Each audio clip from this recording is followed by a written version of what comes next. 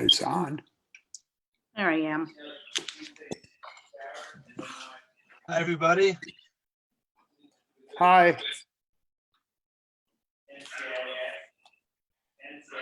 I can't hear any of you. Make sure your microphones are turned on. Ron, I see your microphone is on mute. I'm going to unmute you. Oh, I can't. You have to unmute yourself, I think.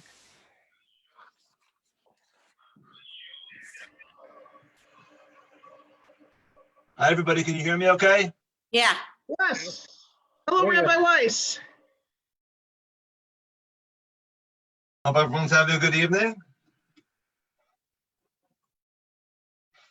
It's a little bit before 8, so we'll snooze for a minute so that people can join us. Since it's the first night, I don't want to leave anybody behind. I love your background.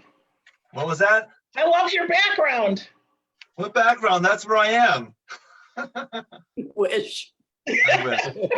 I wish. Yes. Nice Now think try. if I was there, it would be nighttime right now, right? It would be very dark. It would be. Ron, can you unmute your mic? You need to unmute your mic or turn it on. I'm showing you as mute, and I can't unmute you. It's not letting me. I'm Jeff Gold. I'm Wendy Altmeier's brother-in-law. Hi, Jeff. Nice to have you with us. Thank you. Thanks Where do for- you live? Are you in Cleveland? I'm in Columbus right now, and sometimes I'm in Tennessee, but Okay. I'm moving to Columbus. Hi, Bob. Hi, Rachel. How are you? You guys had no trouble getting in? Worked like a charm. Left one Zoom meeting and came to this one. Okay. Yeah, we're all living on Zoom these days, right? Yeah, we are.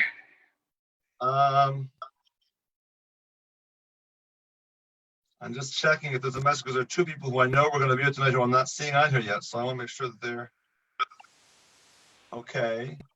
Hi, Alan. Good evening. How are you? Where are these things? I don't know. I got it from Facebook.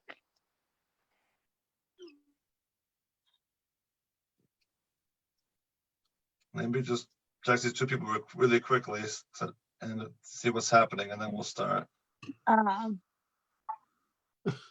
Did you get it through email or? Let's see. Wait, Uh,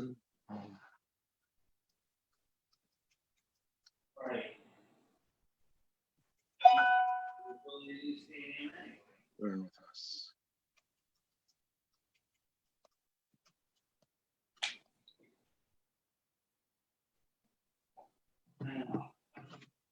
So while Rabbi's doing that, we'll introduce ourselves. We're Fran and Dave Hundyke from Michigan. And we've known Rabbi for, well, Dave, yes, for a long time. many years to my years in Detroit, right? So Yes, and then we spent a wonderful week in Spain and Portugal with you. yeah, we did. That's right. That's right. When the synagogue trip from Cleveland went to Spain and Right. Portugal, they came along with us, which was very, very nice. Join the meeting. Very, very special couple here. Hi, who's that just joined?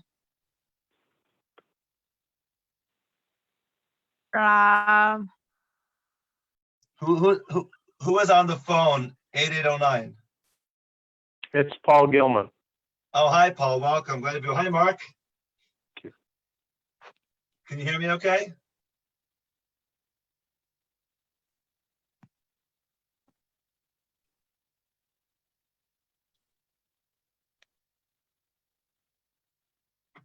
See, Chuck, can you, Mark, are you, no, you're not. Mark, you don't have a microphone on. I'm not showing a microphone for you. Is your microphone working?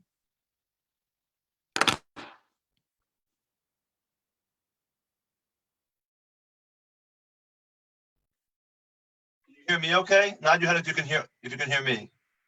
Hello. Mark? Yeah, I'm here. Now I hear you. Okay. There you go. Perfect. Okay. All right. I think we are, I think we're good. I'm going to send Chuck this link just to make sure he knows how to get to us if he is going to join us. And then we'll start.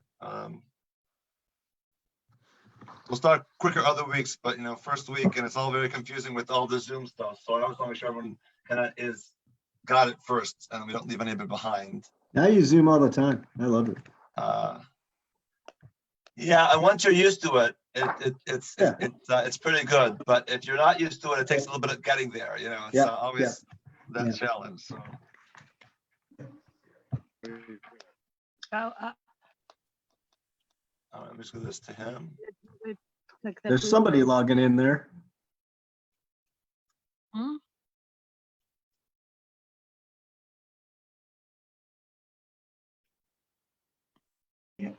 Okay. Let me see. Um,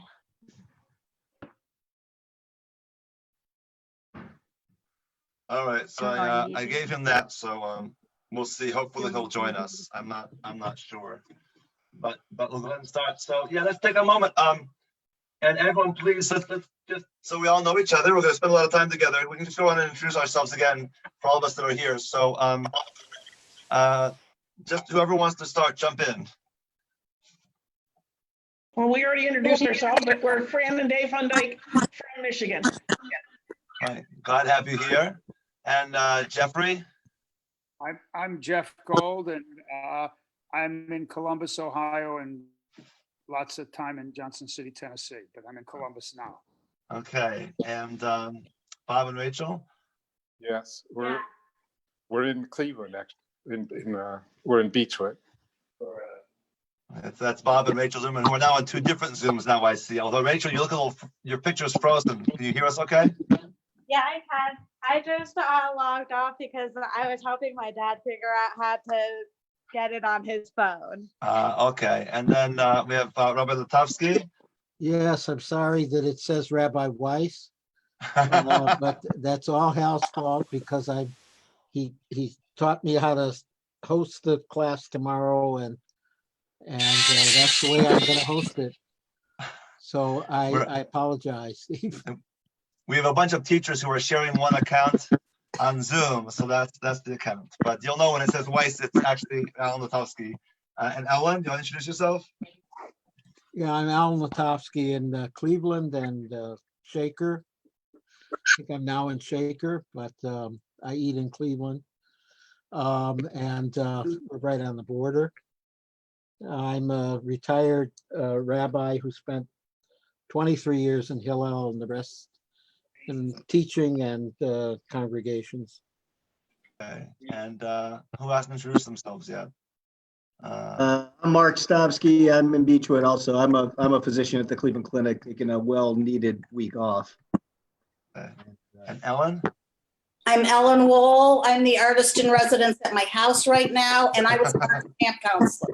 And Ellen Wool is my camp counselor in Annisfield Yep, a long time ago. a long time ago. And Ron, your mic is still off, so I can't ask you to introduce yourself, but if you get it unmuted. There you go. Yeah, I can introduce myself. I'm Ron Fursky. I'm from Cleveland Heights. I'm struggling to stay awake because I'm in an essential business, and I was working late last night and early this morning. Well, we hope the class will keep you awake. We'll find out. And then on the phone again is who? We don't have a name. It's Paul Gilman from Beechwood.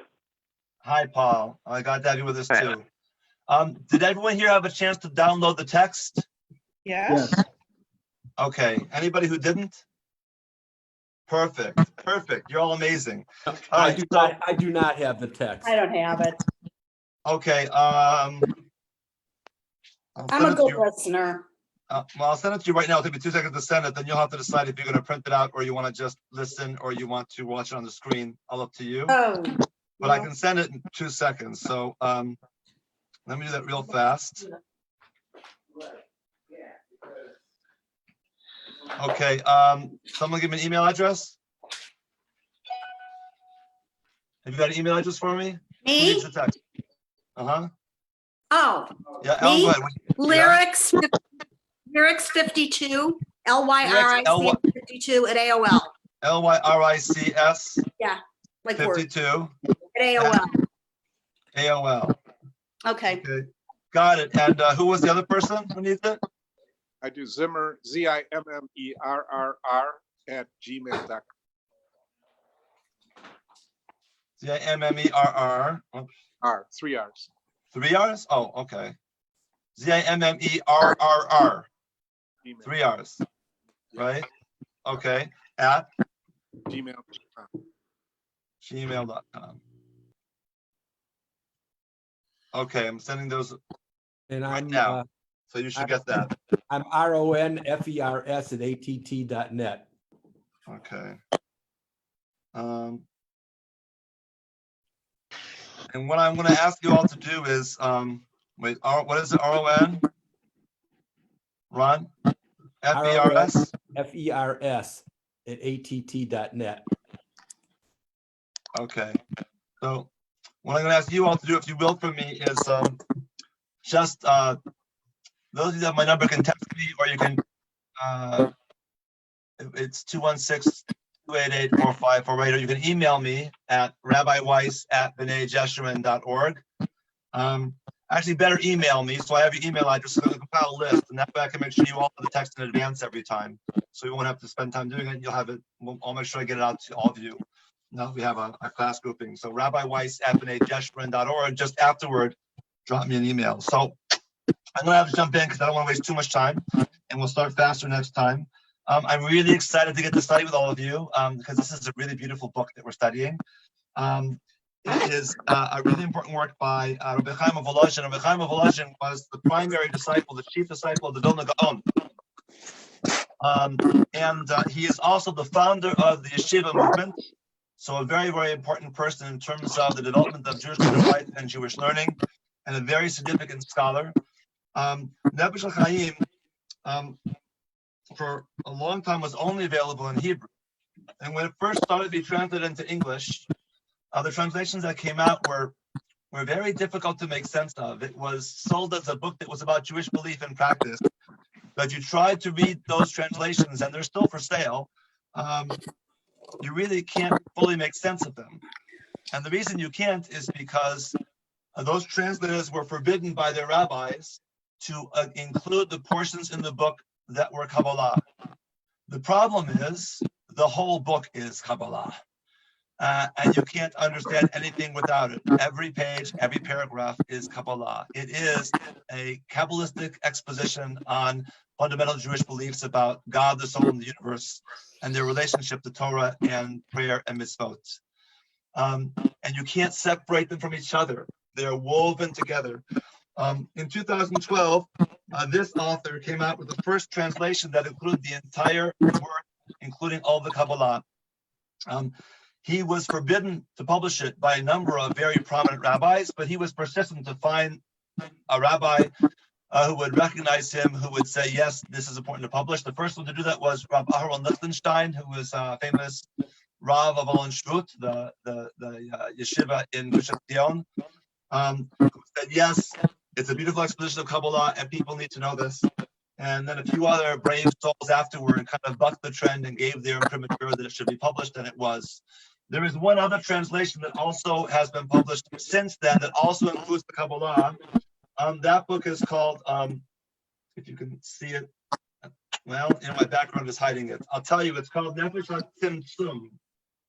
Not Tzimtzum, T-Z-I-M-T-Z-U-M. And it's a 2-volume hardback edition that has a commentary with it. I didn't ask you to look at that book for 2 reasons. One is it's more expensive, and I want you to buy a copy and have it, and the paperback that I gave you is more affordable. I think it's a much more understandable translation. It's a better translation. And you could be lost in the footnotes in the other book. If you don't know what he's talking about, you might be actually more lost and not less. So that's why we're using this one. This is the most accessible of the 2 translations that exist that include the Kabbalah. We're going to just jump right in tonight. The book is divided into 5 gates. A gate is a major section. A lot of Kabbalistic works are divided that way, into gates. And then within the gate, there are chapters. The first gate in Neffesh Ha-Chayyim, which means, right, the living soul. The first gate is about the nature of the soul and its relationship to God.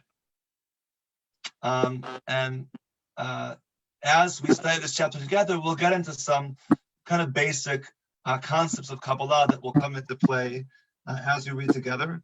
I don't know what people think when they think of Kabbalah and mysticism, but if they've studied before, I have an idea. If you haven't, have different ideas about it. We're not studying hocus pocus. It's not about formless incantations. It's not about making things happen. Kabbalah is simply a way of understanding the nature of the universe, the nature of God.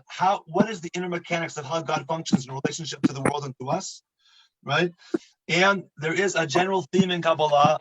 It is theurgic, meaning not magical, but there is a belief that what we do influences the cosmos, right? That there is a role that our actions, words, thoughts, prayers have that affects the universe. And we'll talk about what that means together, but there are two really major goals in studying Kabbalah in traditional Kabbalistic circles and in Hasidut also. One of them is to draw close to God and seek a mystical union with God, where our soul blends so completely into the spirit of God, right, that they're indistinguishable from each other.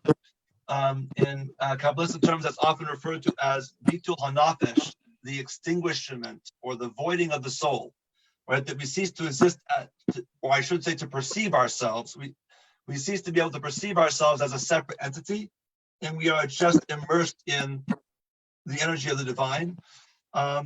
Also, it's called dveikut, clinging to God. That's one goal of mysticism. And the other goal of mysticism is to bring the world right closer to redemption and closer, the entire universe and the world closer to union with God through our actions. So we're going to talk about both of those things as we go along. But let's look at chapter 1, which is on page 43. And hopefully you have that in front of you. I'm going to read a little bit and then we'll talk as we go. So it begins by expounding on the opening section of the Torah in Bereshit, right? Rabbi? It is written. Yes. Excuse me, Rabbi. Is there anything that can be done about the background noise? You know what? If everybody the best thing is if everybody can mute yourselves, or I'll mute you all, actually, but I'm going to allow you to unmute yourself. So now there should be no background noise anymore, right? But if you have a question or you want to talk, then do you all see where it says unmute? It's on the bottom. If you move your mouse down to the bottom of the screen, you have a panel that pops up, and on the left side, there should be a button that says mute and unmute. It toggles back and forth. Do you all see that? There's also one if you put your cursor highlight on- your name in the participant. in the upper right-hand corner. Right. Okay. I'm gonna unmute you for a moment. Do you all see that? Yep. No questions? Okay. I'm muting you again. So if you want to speak, feel free to unmute yourself. So chapter 1, it is written in Bereshit in Genesis, God Elohim, and the way he translates his book here is whenever he uses the word God, he tells you what Hebrew word for God Rabbi Chaim is using because it matters, right? The names are chosen for a reason because they represent different qualities of God. So Elohim thus created man with his tselem, right? Everyone is familiar with that verse in Genesis. With the tselem of Elohim, he created him, right? But tselem Elohim bara oto, right? And it is also written in chapter 9 of Bereshit, for with the tselem of Elohim, he made God.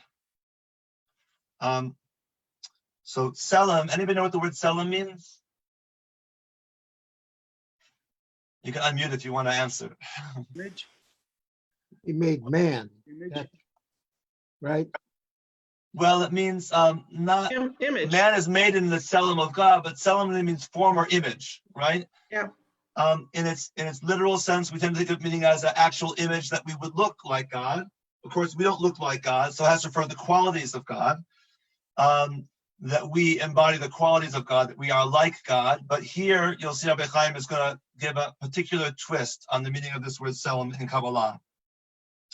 This is a reference to the deep inner meaning of tselem, it being one of the loftiest concepts in creation, containing within it most of the Zohar's innermost secrets. That said, herein we will address the term tselem in the manner of the early plain text commentators on the verse, let us make man with our tselem and per our demut. the use of the words selim and demut, right? Demut also means, right, an image, are not, or like this, are not per their simple meanings. For it is explicitly written in Yeshaya is Isaiah 40:18. And what likeness will you compare unto him? Meaning, right, that no one looks like God. There is no image, right, that is comparable in the literal sense to God. Rather, there means to apply a similarity in some feature, as in Tehillim in Psalms, I am like a desert pelican, right? So if we look at that verse together, I should mention that you may want to either keep a Tanakh near you as we learn in the future, or if you have Sefaria on your phone, it's a great vehicle to go to look things up quickly. So that when we want to reference any biblical or rabbinic passages, we can. Actually, Sefaria is the best. If everyone wants to download that, I recommend it. It's a very easy program to use. Sefaria. And you can download it for your phone. It has everything from the Bible to Mishnah to Talmud to Kabbalistic works to modern commentaries. It's a whole Jewish library on your phone. It's a great vehicle. So if we look at Psalms 102, you'll see there, I'm pulling it up.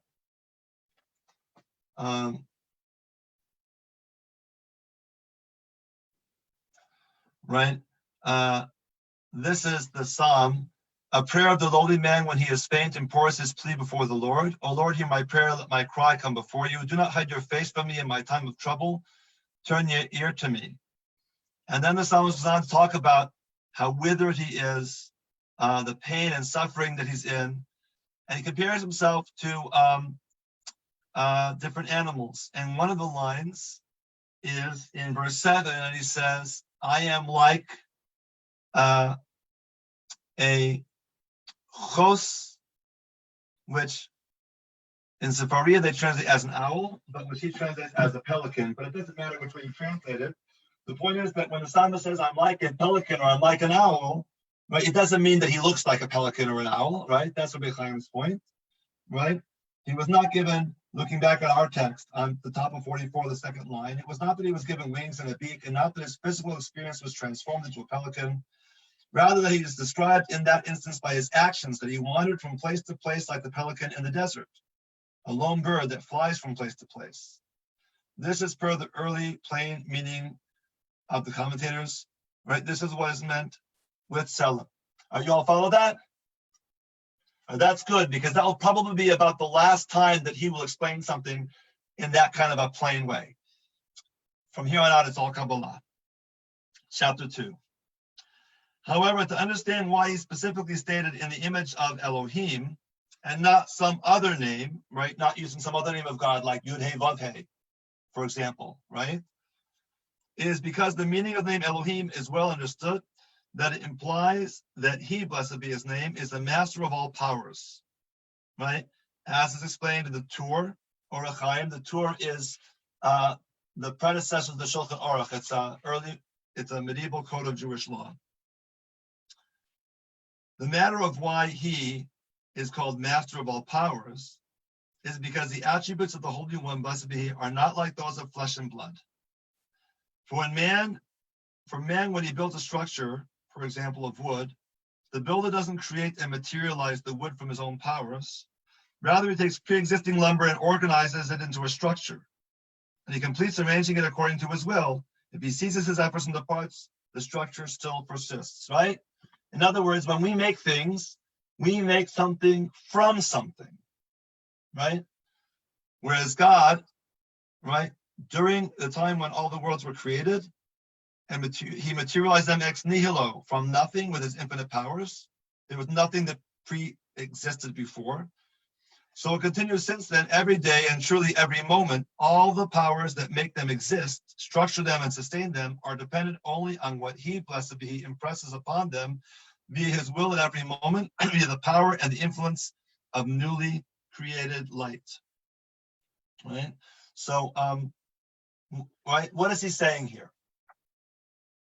He's not just saying that God created the world out of nothing, but there's something else very important that he's conveying. And that is that God is continually creating the world at every single moment. It's not that he created the world and the world stands alone as a creation. The watchmaker can make the watch and walk away from it. The watch still exists, right? I can build a house out of wood and bricks. I can walk away. The house will still exist. But our existence, the universe, does not exist except for the fact that God is recreating it over and over and over again at every single moment, right? By the power of his light, his energy, his spirit. And we'll talk about what that means and how that process takes place. But God's light is constantly creating the world. And if he, blessed be he, removed the power of his influence for even one moment, in that moment, everything would revert to nothingness and chaos, right? This universe only exists because God is creating it through the flow of his spirit, light, energy, right? That's what we are all made of. That's what sustains us. If for a moment God were to stop that creative process, right, there would be nothing. And it's also, Rabbi, that the light is not an abstract term, right? The light comes from the Or Ein Sof, right? Yes, and also we should be careful about the word light here, right? Because when the Kabbalists talk about light, they're using, right, what is to their minds the best, most accessible metaphor they can to explain a phenomenon, right, that is beyond human description, right? So we use the word light because we understand what light is, right? Illuminates, light brings heat, light has energy, right? So those are all terms that we can relate to, right? But that light is God's spirit, right? It is God's self, right? And we don't have a word in English or even in Hebrew, actually, that adequately embodies everything that is, right? If we did, we'd have a word that defined God, and God is beyond our human definition. So, we say light, but we should also remember, even when we say it, that light itself is a metaphor, right? For that energy, spirit, that indefinable essence of God. So he goes on to say, and as the notables of the Great Assembly canonized in the blessing of forms of light, the notables of the Great Assembly means the sages, right? The men of the Great Assembly is a rabbinic term which refers to the early rabbis, right? In the blessing, forms of light, that blessing is Yotzer Or, right? It is the first blessing that we recite after Baruch Hu, right? The first blessing of the Shema, right? Praises God for creating the heavenly lights, right? And that blessing, Yotzer Or, he says, right, is a reference to this process. He constantly renews the acts of creation. And in that blessing, in fact, we have those words in the Siddur, in that first paragraph that we recite after Baruch Hu before the Shema, in the morning service, we have this phrase, HaMechadesh b'chol yom tamid ma'aseh b'reishit. Right, the God is Mechadesh, he renews, b'chol yom tamid, every day continually, ma'aseh b'reishit, the works of creation. Now, when it says that, it pretty much means what Rabbi Chaim is saying here, right? This idea that God is constantly renewing the world again and again, even though maybe they wouldn't express it in the same Kabbalistic terms that he did. That's a pretty accurate description of what the rabbis were trying to teach us, right? And the proof is explaining what is written in Tehillim and Psalms to the one who actualizes the great luminaries, right? Not actualized, but actualizes, right? And that's Psalm 136. And that verse, we'll take us there for a moment. In verse 7, right? The Hebrew of that verse, this is in what's called the Halal HaMitzri. I'm sorry, the Kilam Chasto, Rabbi Latavsky is the Halal HaGadol, right? Halal HaGadol. And the Halal HaGadol, right? That section we read on Shabbos morning, every line ends, Ki le'olam chasdo, for his loving kindness endures forever, and it goes through the process of creation and the exodus from Egypt, right? And verse 7 of that psalm says, Lo se orim gedolim, right? To the one who makes the great lights. He says actualizes here. That's his translation choice, right? But the word is oseh, right? Oseh means to make something, right? And his point is, it's in the present tense, right? We don't praise the one who was asa, right? Who made orim gedolim, great lights. We say oseh. Why? Because God is constantly making the world over and over again. Right? So this is the first principle Rabbi Chaim is teaching us. There's this notion that creation is something which is continually taking place all the time. We have this beautiful note here. Now these annotations are a little bit confusing. Why are they confusing? Because all of these annotations were actually written by Rabbi Chaim. After he wrote the book, he went back and decided that it needed more explanation. So he wrote glosses, he wrote notes on his own book. These are all his words. We'll read them as well also. Right, I'm looking at the annotation. Even if the renewal is not apparent to the eye, truly the four supernal elements, they who are the ancient roots, the precursors of all, as is written in the Zohar, that they are the root of all events associated with creation and their inner aspect, and they are the four letters of Yud Hey Vav Hey. Now I'm going to give you the text from the Zohar so we can make more sense of what he's saying here. All right? This is the text of the Zohar. Rabbi Shimon said, now the Zohar, have any of you studied Zohar before? Yes. So I'm not going to give a long exposition on Zohar. I don't want to get lost in that. I do want to say the Zohar is, on one foot, one of the most important and core texts of Kabbalah and Jewish mysticism. It was written around the 12th century. There are debates about who wrote it. It is written as a pseudepigraphic work.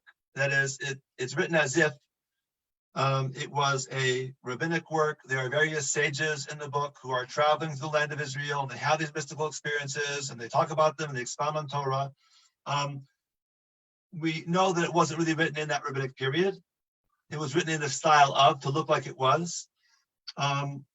There's still debate today about who wrote it. And I don't want to go there now because it's not important for our purposes. But what's important is that it becomes a very central text for Kabbalah, and most of the concepts that form the core and foundation of Kabbalistic thinking come from the Zohar.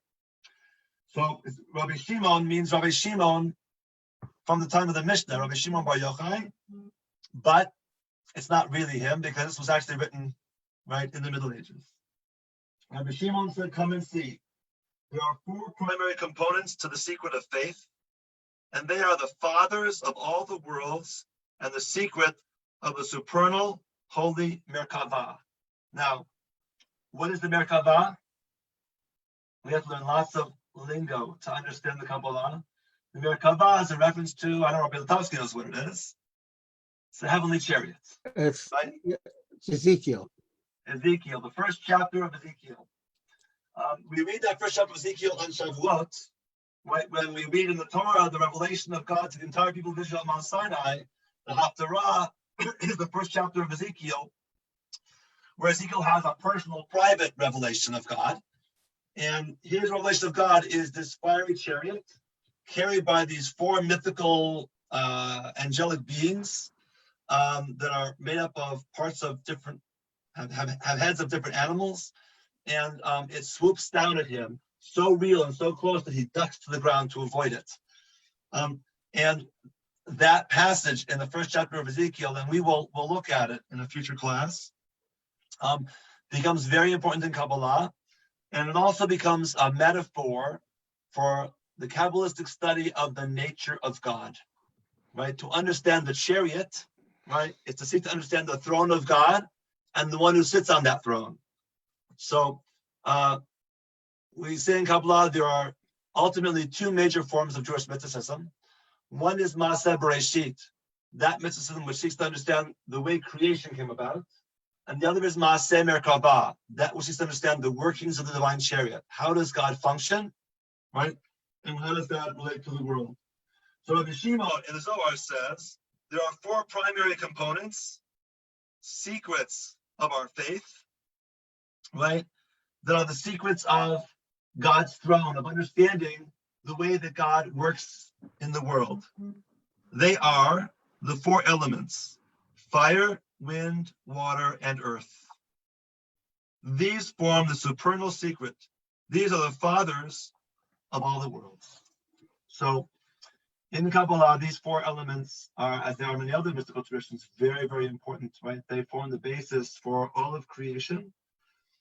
If we go back now to the note from Rabbi Chaim, right, what he is saying is, right, that we don't see with our eye the recreating of the world in every moment, right? That's not visible to us.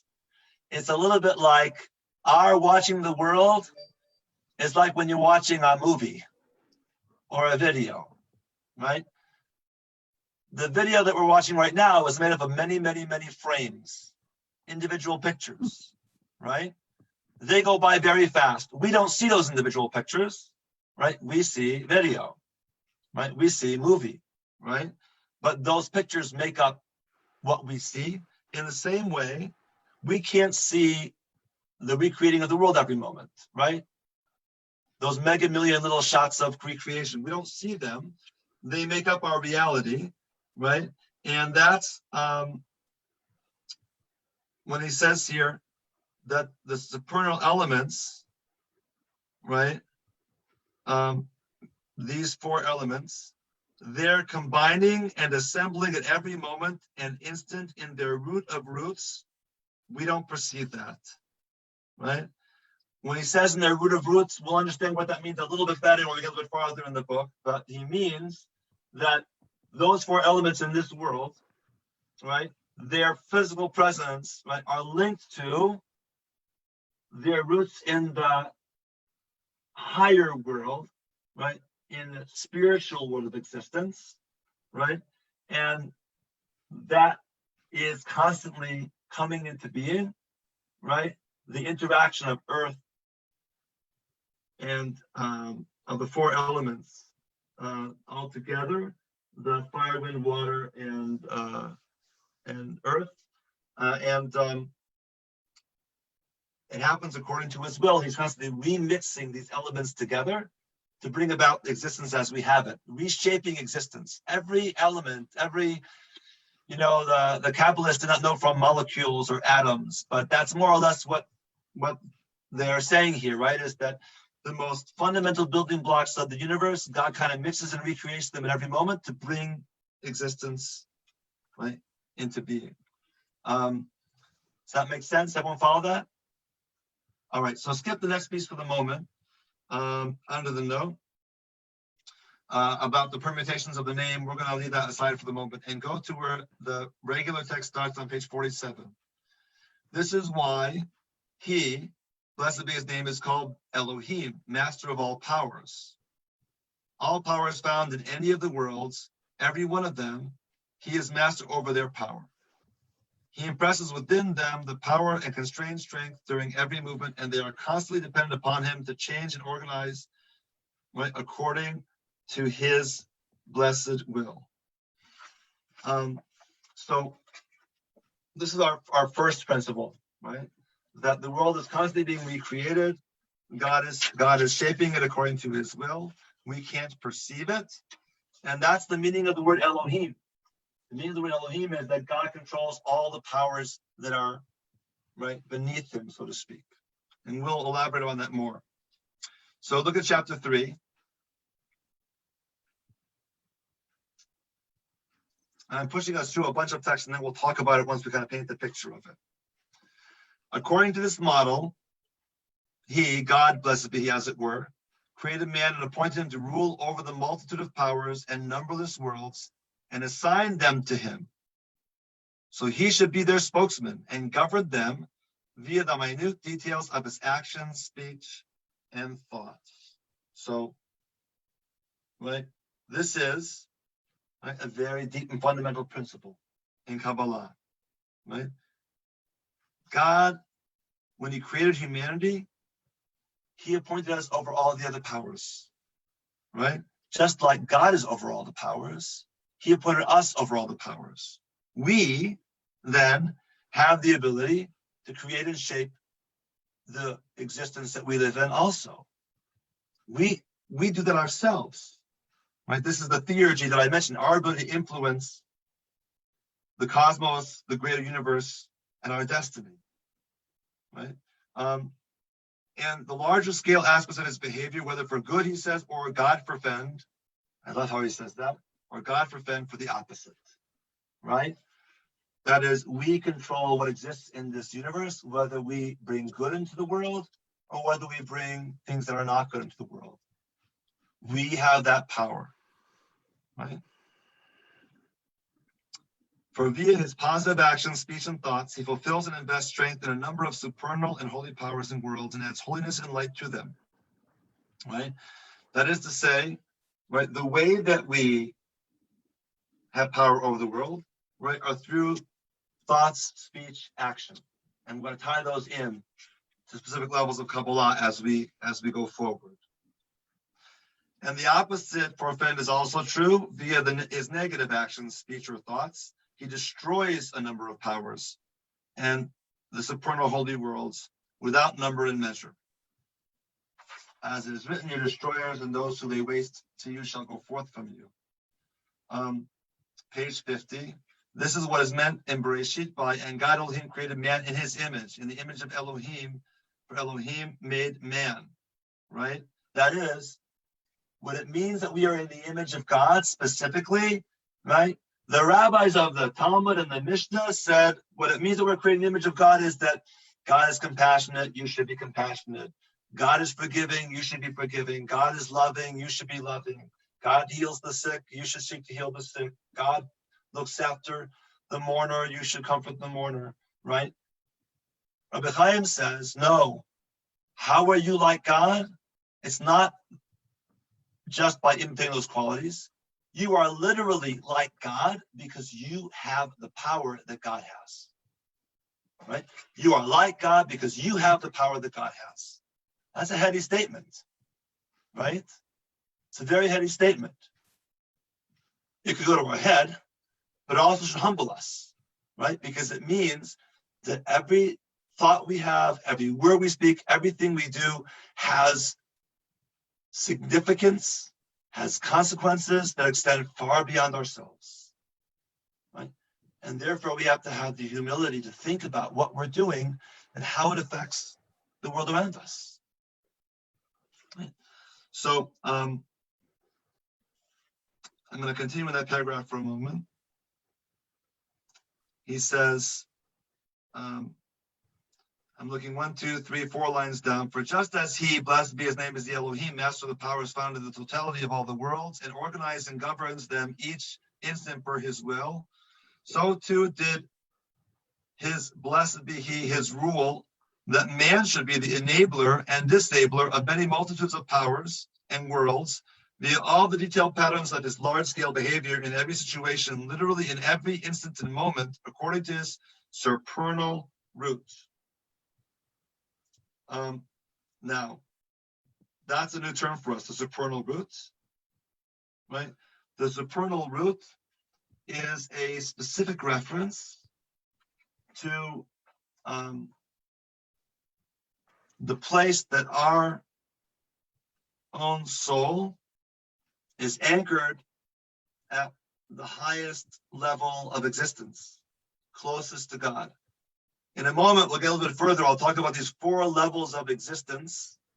And then above them is the infinite essence of God. For the moment, I'll just say that when he talks about the supernal root, he's talking about a piece of our soul that is anchored right up there with the infinite essence of God, right? That our soul is an extension of a root that is planted in the divine, right? It's part of the infinite, unknowable essence of God, right? It's not something separate or distinct. It's not even part of the lower worlds, right? Even though we live here in the material world, the soul is connected to that which is above us.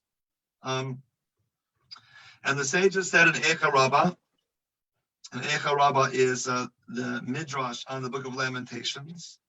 Rabbi Azariah said in the name of Rabbi Yehuda, the son of Rabbi Simon, when Israel performs God's will, the Almighty's power increases. As is written in Psalms, through Elohim, we will make valor. Right?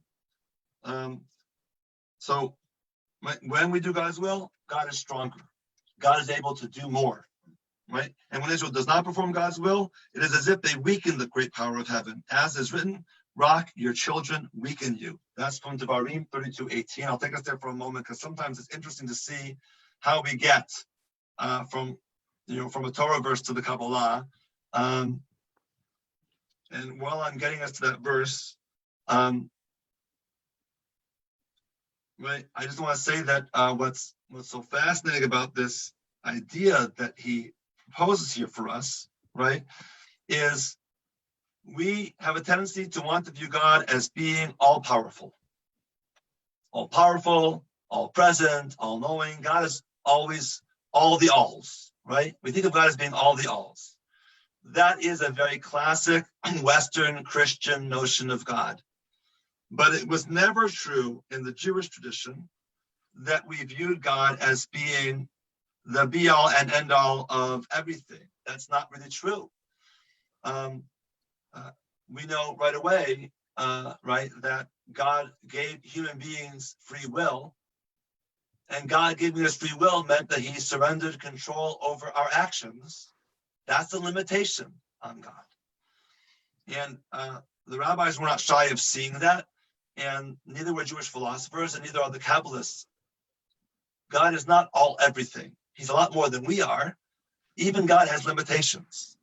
One of the limitations in Kabbalah that Rabbi Chaim is talking about is that God's strength and power depends entirely on our actions. We make God stronger or weaker. We magnify or we minimize the power of God's presence in our world, right? Not God's choice, our choice, right? The way we live, we choose how God will relate to us. The verse, if anybody wants to look at it, is 32:18. Sur Yeladecha Tashi V'Tishkach Al Machol. You neglected the rock that begot you, forgot the God who brought you forth. Right? Which is different than the way Rabbi Chaim is reading it. So I wanted you to see that, right? Rabbi Chaim is reading the last word of this verse, Mechol Alecha, right? As if it means that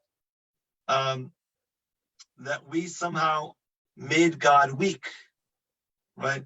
But that's not the plain meaning of the verse, right? The plain meaning of the verse is that we forgot God who brought us forth. It's parallel to the verse above. So he plays with the grammar of the word to get the meaning out that he wants to get. So when you read biblical verses in Kabbalistic works, you can never assume that they're actually reading them correctly. They're always reading them to say what they want them to say. I think, Steve, I think he's playing with Teshi, with Tishin, Yes. with the word Teshi, which is an odd word anyhow, but I think he's playing with Teshi and Tishin. Right. Can you want to explain that? Go ahead and explain. No, just that's the word that I think he's focused on, and I agree with you. Of course, he's not dealing with the Peshat of the verse, but I think because the word Teshi is so rare, and he can easily play with it, and he connects it with Matishim, I think. Right. Yeah, I think that's right. So, hi Nancy, welcome. If you have the text in front of you, we're on the bottom of 50 and starting on page 51 in the text. So, so this idea then that our actions influence God's power in the universe. In page 51, in a few citations in the Holy Zohar, we find that the sins of man cause blemishes above. And similarly, the Torah says, give strength to Elohim, right? Meaning the Kabbalah understands give strength to Elohim in the Psalms as how do we give strength to God? When we are faithful to God, right? When we follow God's ways, we impart power to God. We make God stronger. And in the Zohar, at the beginning of Parshat Bo, it says, and it was the day and they came to stand before God. When they want to denounce Israel's actions, it is God they certainly denounce. Because when Israel performs improper actions, it is as if they weaken God's power. And when they perform proper actions, they add force and power to the Holy One. Someone understand what that means? I can't tell if that's a yes or a no. You got to help me out, guys. All right, so this is all part of this idea of like God is the master of powers. God gives us also the ability to be master of powers. And right, the way that we relate to God influences the way God uses his power in the world, what power God has. Right? So chapter 4, this is the law of man. Each person in Israel should not say in his heart, mind. When he says heart, mind is because the Hebrew uses the word heart. But when we talk in Jewish texts about heart, we're talking about the seat of our decision making, not just our emotions. So that's why he always combines it here. Right? Israel should not say in his heart, mind, what am I? What power do I have to affect anything in the world via my lowly actions? Truthfully, one should understand and know and fix in his heart, mind's thoughts, that every detail of his actions, speech, and thoughts, in each instant and moment, are not for naught, and how many are his actions, how great and exalted, that each one rises according to its root, to effect his result at the loftiest of heights in the worlds and the highest levels of the heavenly lights. So I'm gonna share something with you. See if I can do this correctly. Hopefully. I have to first see your page. I have to go to, where's the share command? There we go. I gotta put up the screen first and then share. Okay, so let's try this again then. Okay, that's what I want to share. Now let's go back to the group.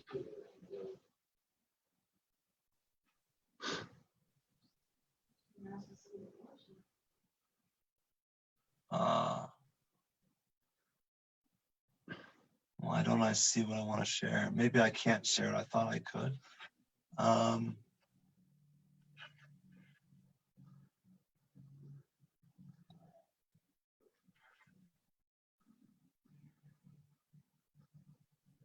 Why isn't it here? All right, I have to learn how to share better. I'm going to hold off for now. I'm sorry. I want to share a picture with you, but help to explain it. I think it's your background. It's messing you up. My You want to share? background?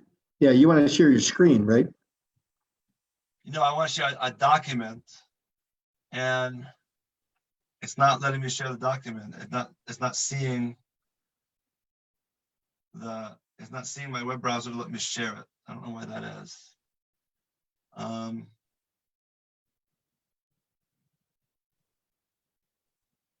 Try one more time.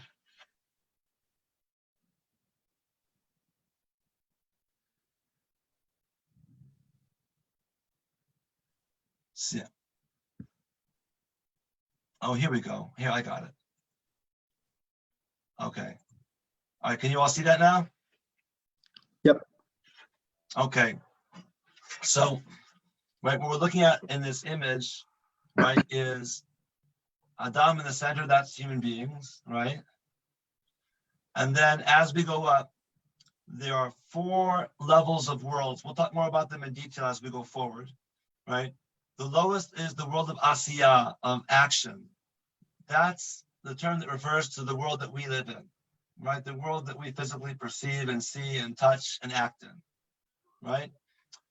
Above that world is the world of Yetzirah, of formation, which is a higher level that is kind of a spiritual level of our existence. If you ever studied Plato, right, it's kind of like Plato's idea of the form, right? So there is some higher spiritual level of everything that exists in this world, right, that manifests itself in the physical world. Then there is a layer above that called Bria, which is the world of creation, which is a higher celestial world. Again, still parallel. Above that is the world of Atzilut, of emanations of the divine, right? And above Atzilut is, here it says Adam Kadmon, the primordial man. And I'll talk more about that term later, but this is also known as the Ein Sof, the infinite unknowing essence of God. This is, right, the source from which God's light, energy, spirit flows, right? The most unknowable, unreachable part of God's energy. And God's energy and light flows down through each of these different levels. We'll talk about how it does that in a moment. He'll talk about it in the book. But what I want to say for the moment is, but that we have this soul, and you'll see in a moment we'll use the word that the heel of the soul. It's a funny term, but the heel of the soul, the shoe of the soul, right? That's rooted in us, right? But the soul reaches all the way upward through these worlds, and it's rooted here, right? In the essence of God. That's in the supernal root, when he gives you that term to be in the supernal root, right? So when he says that all of our actions, right, rise according to its root to affect the loftiest heights, what he means is that our thought, speech, and action, the things that we do and think and feel, right, they rise up and they're felt here at the highest levels of existence. But all the divine light is flowing down through all these levels back to the world. So when our soul's thoughts, speech, and actions, right, shake things up here where our soul is rooted, right, then they influence the way that light flows back down into the world. Do you follow what I'm saying? So it's kind of it's a cycle, right? That our thoughts, actions, deeds reach up all the way to the supernal roots, right? To the highest levels of existence where it touches the essence of God, right? They shake things up there. Our actions actually affect God, right? And influence the way God's light flows back down into the world, right? And therefore affect what happens in our world as well.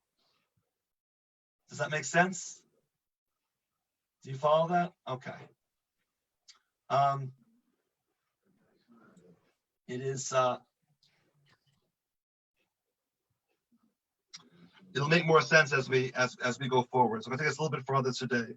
So if you look now at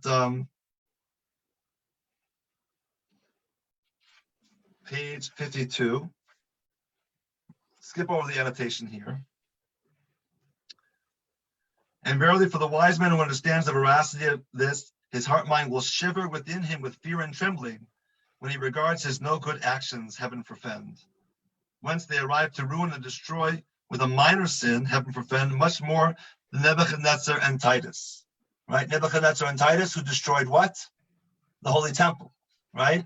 And he says, worse than their destruction of the Holy Temple is the destruction that we can cause, right? By no good actions. Because we have this ability and power to influence the whole cosmos. And if we would think about that, if we would think about the extent of the consequences of things that we think, speak, and do, right, it would make us tremble. Alan? Did you want to say something? No, I was just saying that what they did, which was awful, didn't affect this whole thing. But what we do, even if it's not as serious, anywhere near as serious, does have an effect. Their Right. soul is not our soul, and so they did a terrible things. But our errors, our sins, are worse because they affect the world. And Exactly right. okay, that's all. Exactly right. Now, right, this raises something important here to talk about, right? And people may feel differently about this, and it's all, however you approach it is up to you, right? But if we're studying this text honestly and look at Rabbi Chaim is saying, right, even though he's been talking about human beings, right, he's really talking here about Jews, right? Because he makes Nebuchadnezzar and Titus, they can do awful things, but it doesn't shake up the cosmos. It doesn't affect God. But we Jews, right, when we do things wrong, right, it has cosmic effect, right? So do with that what you will. For me, in general, because it's my nature, I like to take some of the particularism that I see in Kabbalah and universalize it. I see this as more an expression of understanding the way humanity relates to God and not just the Jewish people. But there is here something that is, Rabbi Chaim is expressing as he sees it as this unique role of the Jewish people that we are, right? Mamlechet Kohanim v'Goy Kadosh. We are a kingdom of priests and a holy nation. We have a special relationship with God. We have a role to play in bringing God's light into the world, right? We have a unique relationship. And this notion of our souls being rooted in the divine is one expression of the uniqueness of that relationship and the role that we play in bringing God's light right into the world. Skip ahead. He gives examples from King David. I'm going to skip that for the moment. And he stresses this idea of how we should tremble. I want to look now at, skip to page 54.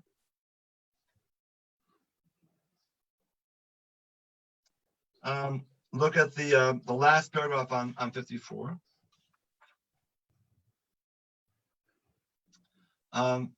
Or actually, let's read the large paragraph also. Start at the first indentation in the Zohar.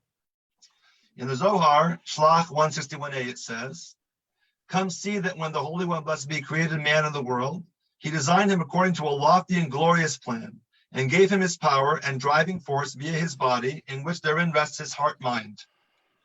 By this plan, the Holy One, blessed be, organized the world and made it one body.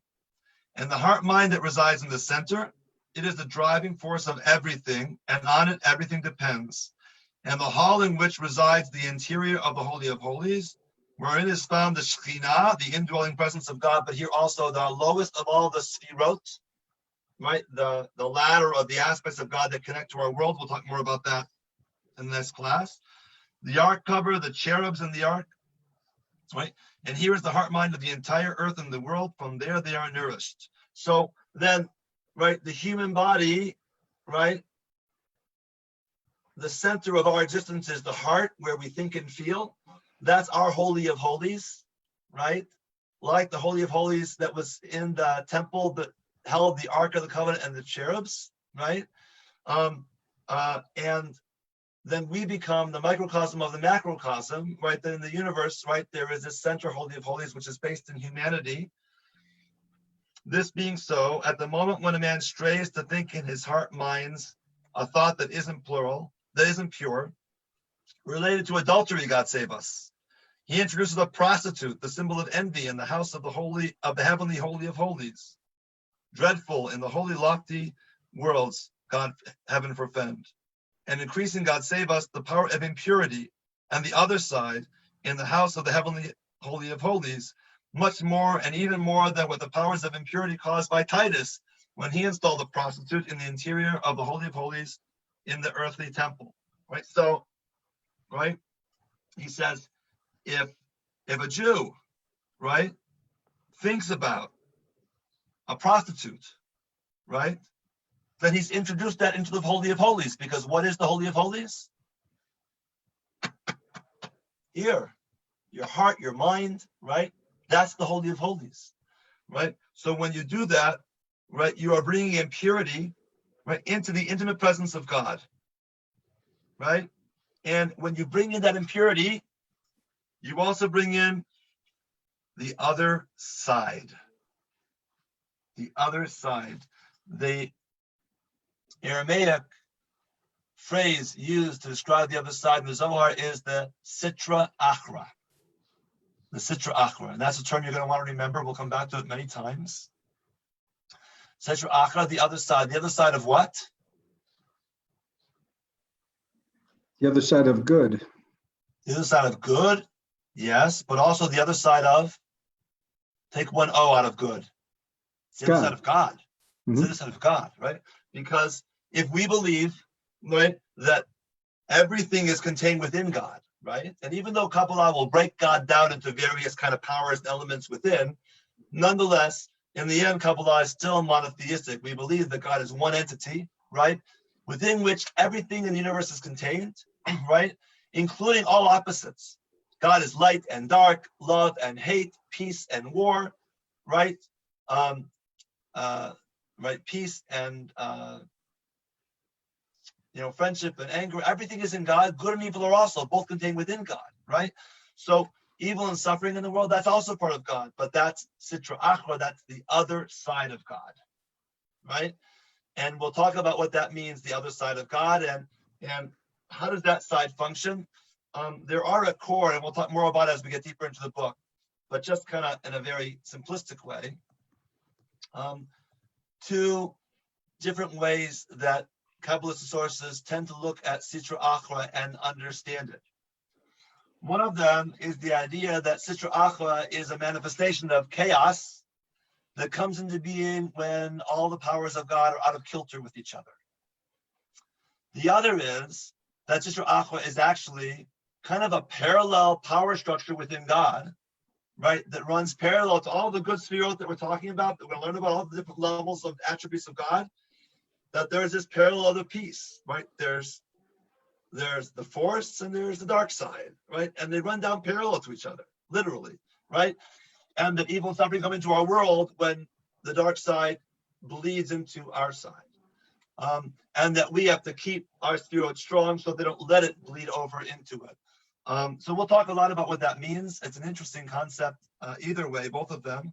But that's what Sitra Achra means here is, right, that when the person thinks of adultery, he's now introduced the power of evil into the Holy of Holies.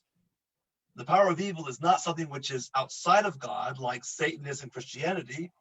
It's within God, but it's not the side of God that we want to promote, right? So that brings a lot of damage, right?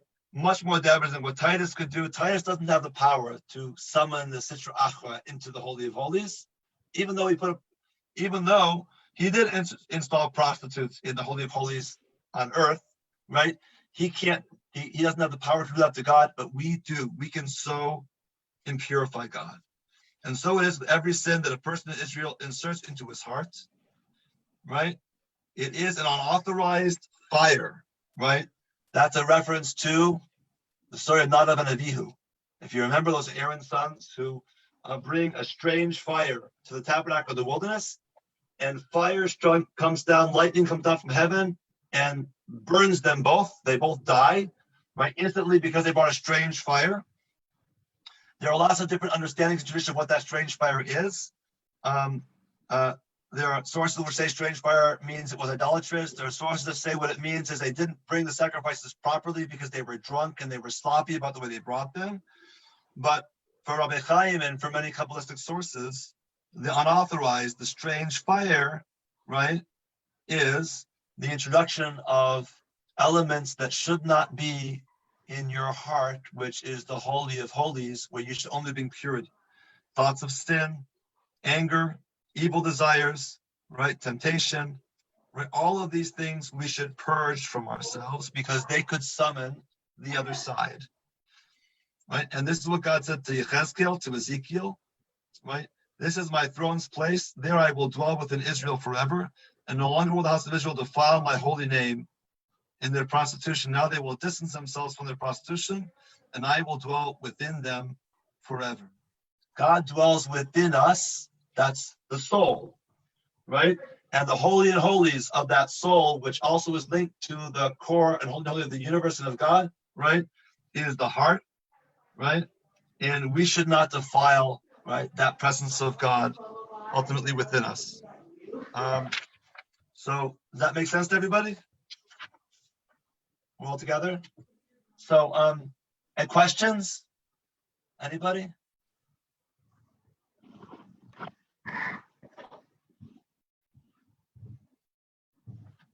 So as we start on this book, we'll build as we go. Right, what we've got in these first chapters as we begin is this idea that our soul is rooted in the divine. Everything we do in our speech, thought, and action influences the divine. How we influence the divine weakens or strengthens the power of God's light, energy, spirit in this world, and therefore affects the world, right? And in particular, our thoughts, that which is internal, right? That's the holy of holies. That's the place where we are closest to God, where we feel God's presence most intensely, right? And we should seek to guard those thoughts, to keep them pure, right? Lest we introduce harmful elements, right? That not only could harm us or damage our relationship with God, but we should tremble and think about the idea that what we think, what we speak, what we do, ultimately affects the world around us. And that's probably a good place for us to stop for the first night. I just want to ask everybody, so I have a sense of how we should proceed. Is it helpful to read the text as we go? Do you want to read the text ahead of time and I'll expound on it and talk about it? What's the best way for us to go forward? I'd rather read it ahead of time and talk about, and talk conceptually about Kabbalah than to read the text during the hour. That's how me personally. Okay. Do you want to disagree with that? Can we go that route? Are people comfortable doing that? Yeah, kind of. Kind of. Okay. Well, I don't have that much background in Kabbalah, so it's easier, but I mean, I certainly can read ahead and ask questions about what we read. So I'll I tell guess you it's what. doable. I'll try to do a mix. How's that? All right. We'll do some reading of critical passages, explain concepts, so we won't read everything the way that we did tonight. I think So it's I'll important make to read sure it it's ahead of understandable to time. everybody. I want to make sure people are grasping the ideas as we go forward. So I promise you that. I will not leave you hanging, Fran. I Okay. will not. I will tell you, if you go on Chabad.org and go into the Kabbalah sections, there's really good descriptions of just the basic structure of what the rabbi is talking about, and the terms, so that I've read that material a lot of times, and it really helps to have the vocabulary and the basic structure of the universe, so that you're not thinking about the words as the rabbi is talking about it. You already understand the words. So there's really, really good learning on Chabad.org about the basics of Kabbalah. Yeah, right there. What is Kabbalah? What are the worlds? What is the Ein Sof and the Or Ein Sof and the Tzimtzum and all these basic concepts? You can read right through them. I mean, then understanding how it applies is much easier once you read through the structure. It's really laid out really nicely on Kabbalah.org. Yeah, you may find that very helpful. So I would welcome that. Can you all see that link, that page? Because there's just a lot of vocabulary and structure that you should have in your mind. Otherwise, it's almost impossible to link the concepts of how, unless you have the vocabulary and just the framework in your mind. And it's really laid out beautifully. The one thing I want to caution about, though, if we're going there, and I'll find some others, I'll look for maybe some other basic sources we can look at. But the one thing to be careful of with Chabad, and this is not a knock on Chabad, it's just a differentiation, right? Is that Rabbi Chaim was not a chassid. Right. He was a Kabbalist, but he wasn't a chassid. Mm-hmm. Chassidim have a different spin on Kabbalah. They don't understand it the way exactly that other Kabbalists understand it. Parts of it are the same, but they psychologize it and they internalize it in ways that are different than Kabbalah itself. So I'll try to draw those distinctions as we go forward, but just to kind of be aware and of that. But I think for learning basic concepts, it is, in that sense, it is a very good place to go to help get those basic concepts done. I agree with you about that. Right. And there's so many other places too that you can research, not just the Chabad.org. There's all the different movements have their take on it, and there's so many things out there on the internet that you can look up to do the research too. There's a lot of stuff out there to look at. The one thing I'll say to you is I would encourage you to to stay away from sites that are connected to the Kabbalah Learning Center. It is a cult. I don't say that lightly, it like really is a cult. The Jerusalem Report did an expose on them. They own about a half a dozen skyscrapers in Manhattan. They are like loaded as they're a multi-million-dollar organization that Who is this? they're called the Kabbalah Learning Center. That's And great they to have know. websites, Thank they have a you. lot of websites about Kabbalah, but I would stay away from them. Is that Rabbi Berg? Rabbi Berg, yes, yes, Yeah, Is that the one Madonna was all hooked up with?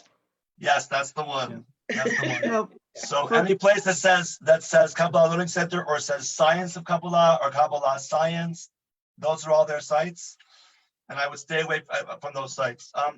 The guy who runs the Kabbalah Center, Philip Berg, his father was a genuine, real Kabbalist, really important teacher of Kabbalah. But unfortunately, what his son created is something which is very scary, and there are stories of people who were brainwashed into like giving away their life savings to the organization and other like crazy things, and so you don't want to get involved with them. Trust me. no. I Thank just you. That's I good just to think know. that like if you're learning about a car, it's nice to see a car in person before the mechanic teaches you how the car works. Right. No, that's a great analogy. I agree with you. And so that's what these beginning steps on Chabad.org are. They're really good. I've read them many times, and it just gets the structure in your mind and all the vocabulary, so that you can understand when the rabbi says Sitra Achra. Well, there's a number of different components of Sitra Achra and Sitra Dekudisha, but without knowing that in your mind, it's impossible to apply it.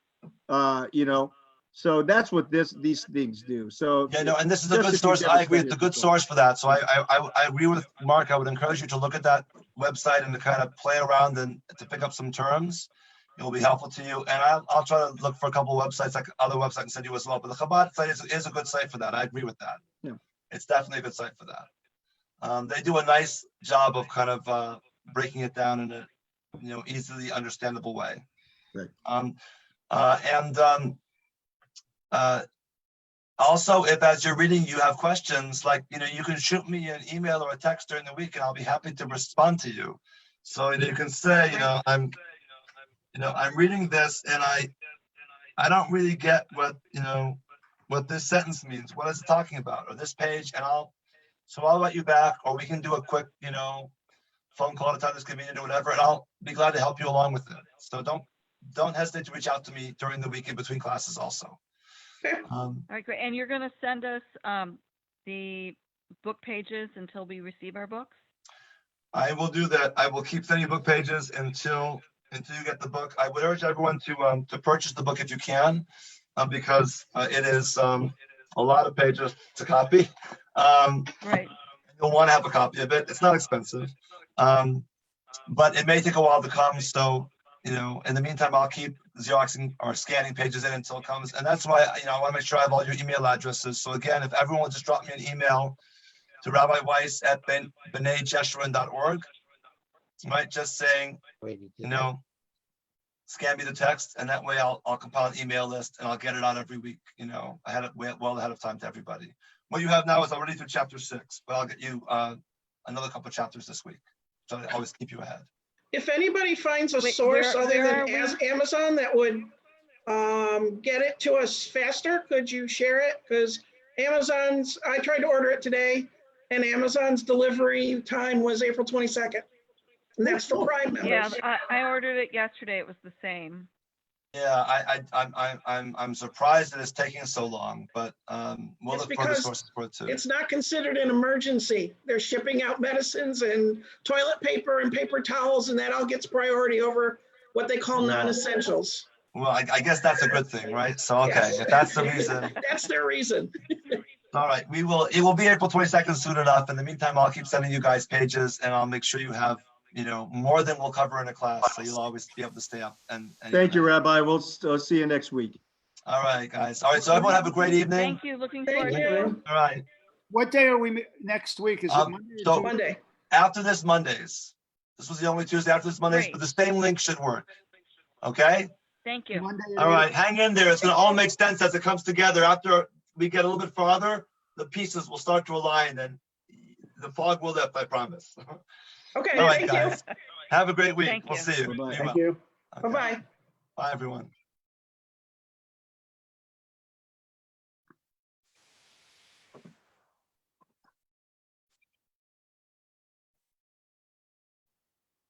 I end this now.